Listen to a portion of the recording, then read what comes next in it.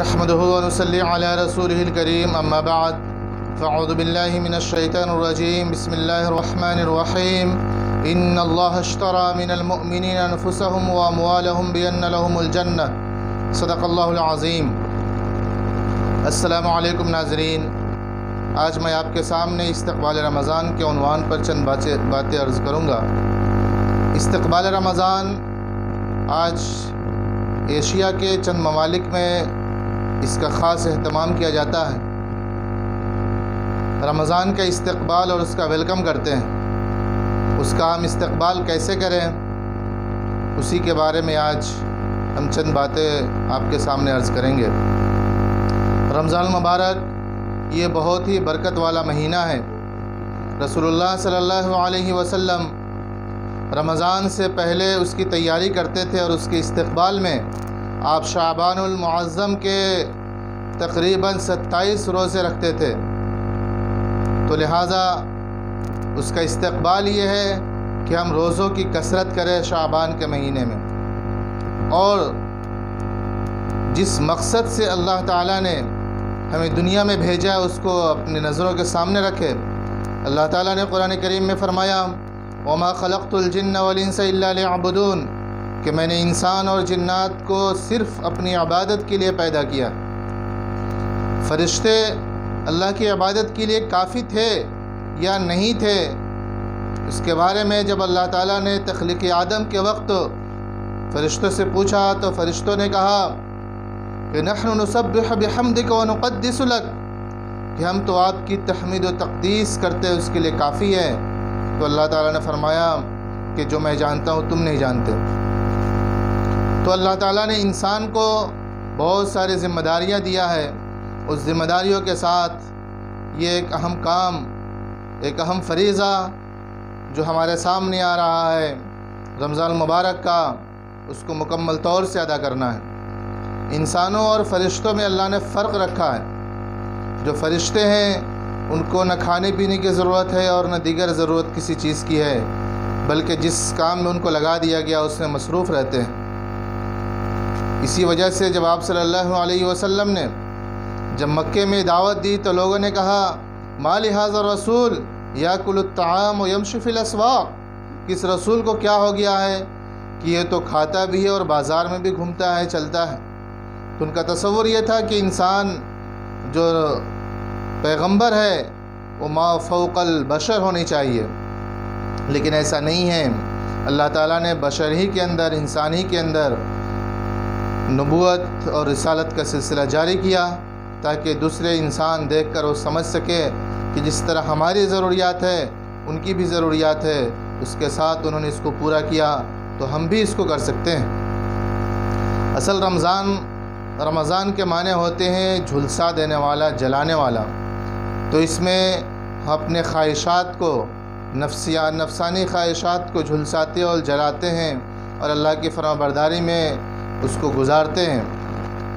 تو ہمیں رمضان میں چاہیے کہ عام مہینوں کے مقابلے میں عبادات کے اندر ایک خاص نظام الاوقات بنائیں اور اس نظام الاوقات پہ پابندی سے عمل کریں، زیادہ سے زیادہ ہمارا وقت عبادت میں گزرے، اللہ کی فرما برداری، تلاوت قرآن، ذکر و اذکار اور نوافل کا اہتمام کریں۔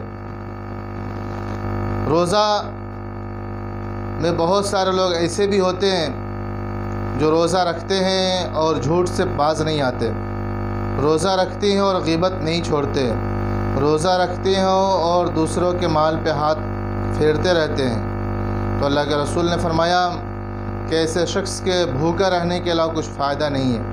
حدیث میں آیا کہ بہت سے روزے دار ایسے ہیں جن کو بھوکا رہنے کے سوا کچھ نہیں ملتا، اور بہت سے شب بیدار ایسے ہیں جن کو جاگنے کے علاوہ کچھ نہیں ملتا، جو راتوں میں نمازیں پڑھ رہے ہیں، جاگ رہے ہیں، لیکن اس سے کچھ فائدہ نہیں حاصل ہو رہا ہے۔ تو روزہ ہم کو اللہ کا محبوب بناتا ہے، روزہ ذریعہ ہے ہم کو متقی بنانے کا۔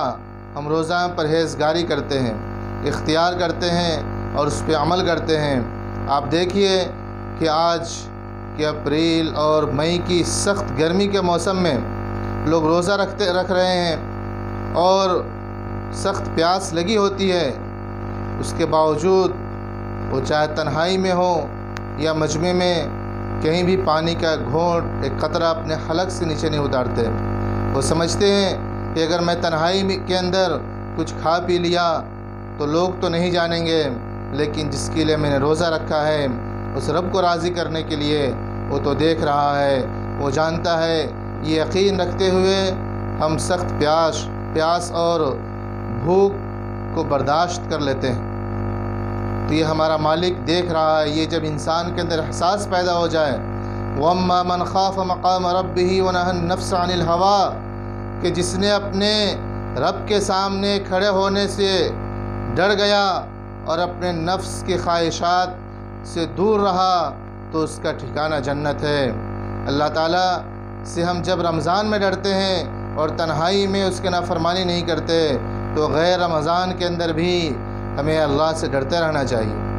بہت سارے لوگ رمضان میں گناہوں کو چھوڑ دیتے ہیں، لیکن جیسے رمضان ختم ہوا پھر اپنے پہلے حرکتیں شروع کر دیتے ہیں۔ یہ رمضان سے ہمیں کچھ فائدہ نہیں ہوا۔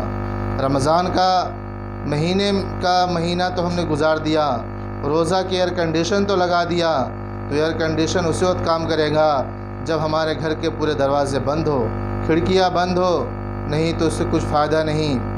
وہ کمرہ ٹھنڈا نہیں ہو سکتا، اسی طرح روزہ کا ہم کو اس وقت فائدہ حاصل نہیں ہوگا جب تک کہ ہم اس سلسلے میں اس کی پوری پابندی نہ کریں۔ اصل روزہ نماز یہ کوئی حکم نہیں ہے، بلکہ اصل حکم اللہ کی اتباع ہے۔ اللہ فرماتے ہیں کہ جب میں روزہ رکھنے کو کہوں تو روزہ رکھو، اور جب میں منع کروں تو مت روزہ رکھو۔ جیسے کہ اللہ کے رسول نے فرمایا یوم الفطر اور یوم الاضحیٰ کے دن روزہ رکھنا جائز نہیں ہے۔ اگر کوئی شخص مغرب کی نماز کے 3 رکعت فرض کے بجائے اگر کوئی 4 رکعت پڑھ لے تو اس کی نماز نہیں ہوگی، کیونکہ اصل حکم کثرت اور قلت کا نہیں ہے۔ اصل یہاں مدار جو حکم کا مدار یہ ہے کہ اتباع ہے۔ اللہ نے جس کام کو جس طرح ادا کرنے کے لیے کہا ہو اسی طرح کرے۔ اللہ کے رسول نے فرمایا لِكُلِّ شَيْءٍ زَكَاةٌ وَزَكَاةُ الْجَسَدِ الصَّوْمُ، کہ ہر چیز کے لیے زکوٰۃ ہوا کرتی ہے اور جسم کا زکوٰۃ روزہ ہے۔ اور آپ صلی اللہ علیہ وسلم نے فرمایا وَالصِّيَامُ نِصْفُ الصَّبْرِ وَعَلَيْكَ الصَّوْمُ فَإِنَّهُ لَا مِثْلَ لَهُ، کہ روزہ نصف صبر ہے اور تمہارے اوپر ضروری ہے کہ روزہ رکھو، اور اس لیے کہ روزے کا مثل کوئی بھی نہیں، اس کا کوئی نعم البدل نہیں ہے۔ آپ صلی اللہ علیہ وسلم نے فرمایا من صام یوما فی سبیل اللہ جعل اللہ بینہ وبین النار خندقا کما بین السماء والارض، کہ جو شخص اللہ کو راضی کرنے کے لیے ایک دن بھی روزہ رکھے گا، اللہ تعالیٰ اس کے اور جہنم کے درمیان ایک خندق حائل کر دیں گے، جس خندق کی لمبائی اور چوڑائی آسمان و زمین کے برابر ہے۔ جو شخص روزہ رکھتا ہے اللہ تعالیٰ اس کی دعاؤں کو قبول فرماتے ہیں۔ حدیث میں ہے ثلاثۃ لا ترد دعوتہم، کہ 3 قسم کے ایسے اشخاص ہیں جن کی دعائیں رد نہیں کی جاتی۔ الصائم حین یفطر، کہ وہ روزہ دار جو افطار کر رہا ہو، افطار کے وقت جو دعائیں کی جاتی ہیں وہ قبول ہوتی ہیں، لہٰذا ہم افطار کے وقت کا خاص اہتمام کریں کہ ہم روزہ رکھیں۔ دوسرا شخص ہے والامام العادل، انصاف پرور بادشاہ امام، اور تیسرا ودعوۃ المظلوم، کہ مظلوم کی دعا تفتح له ابواب السماء ويقول رب وعزتی وجلالی لانصرنک ولو بعد حین۔ تیسرے مظلوم کی بد دعا ہے، اس کے لیے اللہ کے رسول فرماتے ہیں کہ آسمان کے دروازے کھول دیے جاتے ہیں، اور اللہ رب العزت فرماتے ہیں میرے عزت اور میری جلال کی قسم کہ میں اس کی دعا ضرور قبول کروں گا، اگرچہ کچھ لمحات یا کچھ اوقات یا کچھ سال کے بعد کیوں نہ ہوں، لیکن اس کی دعا رد نہیں ہوتی۔ لہٰذا رمضان کے مہینے میں ہم پابندی کے ساتھ روزہ رکھیں اور اس کا خاص اہتمام کریں۔ روزے کو صرف بھوکا نہ رکھنے کا نام نہ بنا لے، بلکہ اس کے پورے واجبات، شرائط، مستحبات، اس سب کا خیال رکھتے ہوئے رکھیں۔ انشاءاللہ یہ روزہ ہمارے لیے ایک ایسا سنگ میل ثابت ہوگا جس سے آنے والی زندگی ہماری پرہیزگاری اور اللہ کی مرضی کے مطابق ہوگی۔ اللہ تعالی ہم سب کو اس کی توفیق عطا فرمائے۔ آمین۔